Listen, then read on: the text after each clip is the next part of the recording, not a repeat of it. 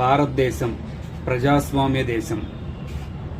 అంటే నిజమైన ప్రజాస్వామ్యం అంటే ఏంటో ఈ రాజకీయ నాయకులకు తెలుసా లేదా? నిజమైన ప్రజాస్వామ్యం అంటే ప్రజల చేత, ప్రజల వలన, ప్రజల కొరకు ఏర్పాటు చేయబడినటువంటి ప్రభుత్వాలు అనేవి ప్రజల నిర్ణయం మేరకు పరిపాలన చేయాలే తప్ప మీ ఇష్ట ప్రకారం కాదు.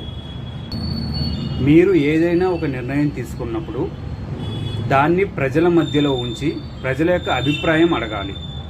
దానికి మెజారిటీ ప్రజలు సమ్మతం అనగా ఆమోదముద్ర వేస్తే అప్పుడు మీరు దీన్ని చట్టంగా రూపుదిద్దాలి.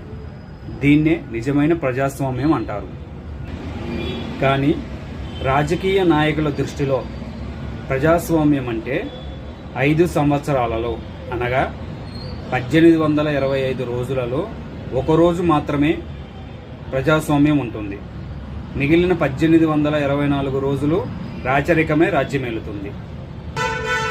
ఇంతవరకు రాజకీయాల్లో ఒక సమర్థుడు లేడు కాబట్టి మీరు ఆడింది ఆట, పాడింది పాట అయ్యింది. ఇక మీదట అలా కుదరదు.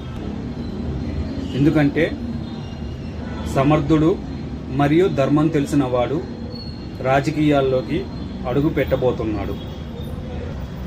ఇక మీదట అన్నీ మారాలి, మారతాయి, మారేలా చేస్తా.